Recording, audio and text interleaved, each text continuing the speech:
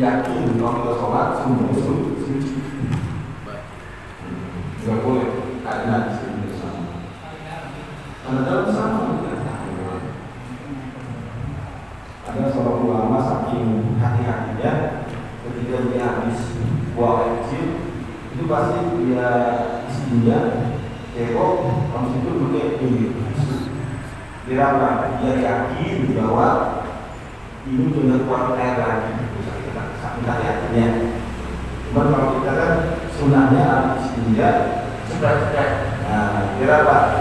Biar kita yakin bahwa yang basah kain kita ini bukan najis, tapi bekas cepretan kita sendiri. Ya. Nah kita seumpama kita sholat sejadah, mau dia di tempat itu ada najis, tempat nggak ada lagi seumpamanya digelar, tapi karena sejadah sedaya tapi suci, tapi di bawah sejadah ada najis, boleh nggak sholat? Kalau najisnya itu kering, boleh saja. Ini najis ada dan sekeliling berbagai semut, berbagai cowok misalnya itu kering itu kita sekalian di sini atas. Sholat di sini boleh nggak? Boleh.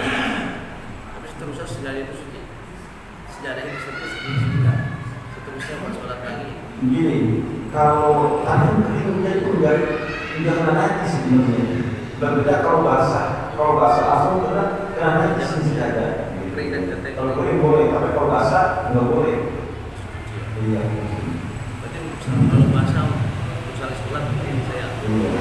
Seperti kita sholat di bawah spiteng. Nah, spiteng ini kita sholat boleh nggak? Boleh. Ya.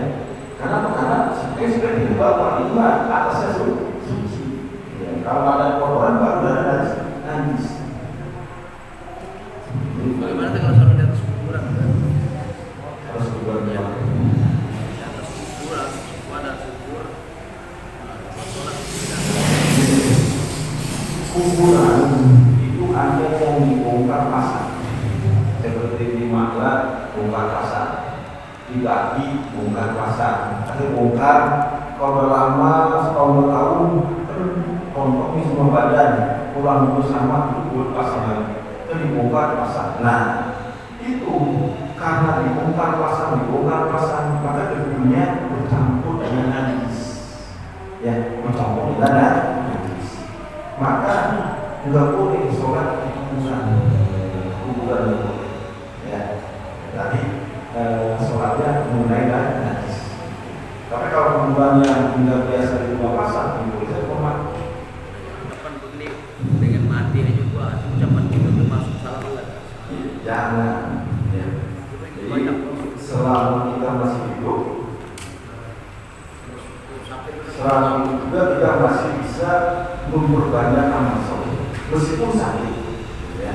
Maka itulah hikmah kalau kita ya hidup ini kalau kesan kepada Allah, kalau kesan kelamaan ini kalau ada sabar, makanya sabar tetap ya menjalani hidup itu lebih baik daripada mati misalnya. Ya jadi Boleh ucap. ya nggak boleh juga ya minta mati dan juga. Mati aja kan gitu. Gimana gitu kan?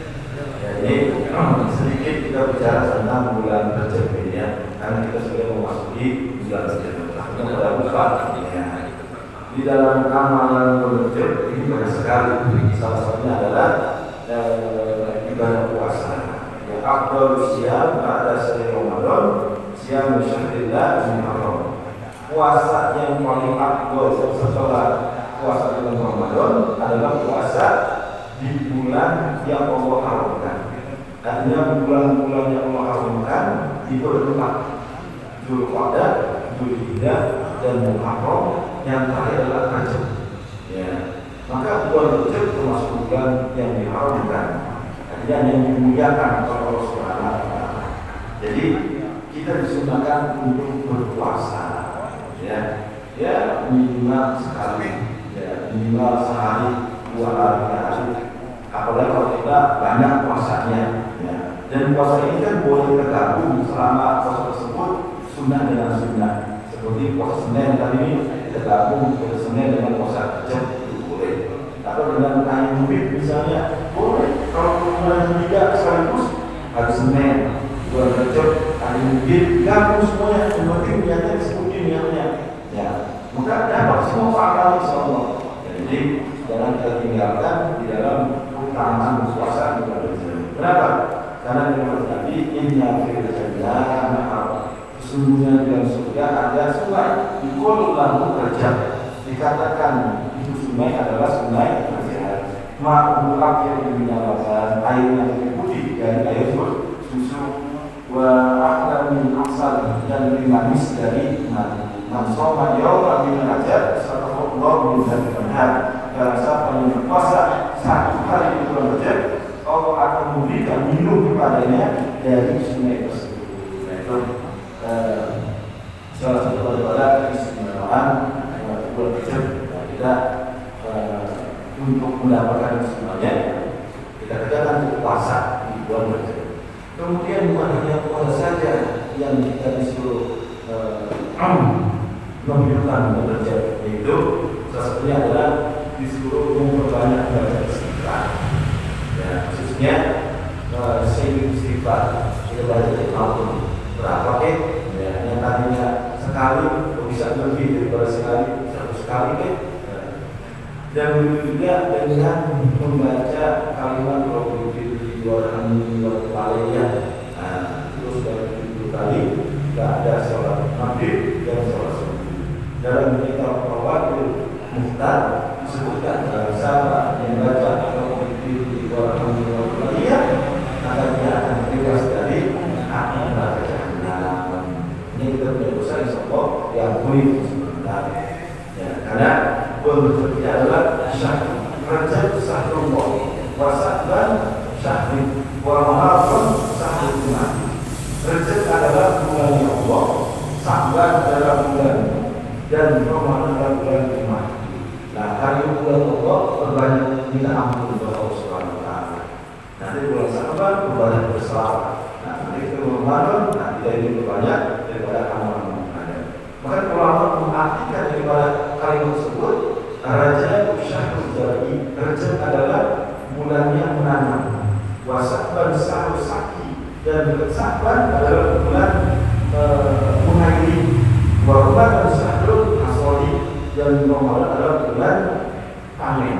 Nah, kalau kita ingin panen di bulan Ramadan, maka dari bulan Rajab ini kita punya mulai daripada memperbanyak amal soleh. Lebih memperbanyak amal soleh, bertakwa kepada Allah, menjaga perintahnya, menjauhi larangannya.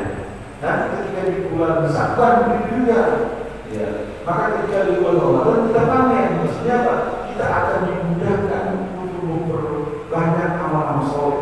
Karena kita di bulan Ramadan, semua amal ibadah, amal soleh akan dipergandakan. Cuma tidak semua orang bisa. Bagaimana kita bisa dari bulan Sya'ban beristighfar, sabar, baca istighfar, sabar sholawat, juga tidak Ramadan. Nah, insyaallah kita akan dimudahkan. Jadi kan kita kadang bulan persiapan untuk menyambut bulan Ramadan. Kayak kecil. Bulan Ramadan tahun pertamanya orangnya kecil. Ketika tahu selama itu rokat, padamu bisa mundur. Nyaranya di mana? Di pasar. Kenapa seperti itu? Karena dari bulan kecilnya, sabarnya kita tidak perhatikan. Waktu di bulan Ramadan, kita kaget begitu. Orang tidak bisa panen kalau bertanam, jadi susah untuk memperbanyak amal soleh. Jadi nanti insyaallah, ya intinya bahwa nanti insyaallah bisa juga diberikan namanya malam Lailatul Qadar. Ya, jadi sekarang nih jangan dadakan dulu, kita tahu dulu ini dadakan dulu. Jadi ya, sekarang kita sudah persiapkan untuk menyambut bulan ya. Kemudian di dalam bulan juga ada amalan, yaitu barang siapa yang membaca kalimat Ahmad Rasulullah, Muhammad Rasulullah sebanyak 35 kali, maka dia selama setahun kantongnya, dompetnya bukan kosong dan bukan kosong, mau isinya ya, yang penting udah kosong. Kapan bacanya? Bacanya hari Jumat terakhir bulan Rajab. Hari Jumat terakhir muncul ketika khutbah kedua dimulai. Artinya setelah khutbah pertama ketika duduk sampai khutbah kedua terakhir itu baca Muhammad Rasulullah, Muhammad Rasulullah 35 kali. Makanya ketika Rajab Jumat terakhir Rajab, berarti untuk jangan tidur, untuk motif. Karena tidur dari awal, ngomong-ngomong. Ini jaga dan kuat kita, agar kita bisa membaca kalimat tersebut ketika pas waktunya. Ya. Kalau waktunya udah berdiri lagi tak? Tidak apa-apa mesti baca dalam kita. Jadi insya Allah kita ya, bisa mengamalkan daripada ya sebenarnya pertama ini banyak yang di dalam proses ini. Yang ini saya ambil sedikit saja. Ya, agar kita ini jangan sampai kosong di dalam dan juga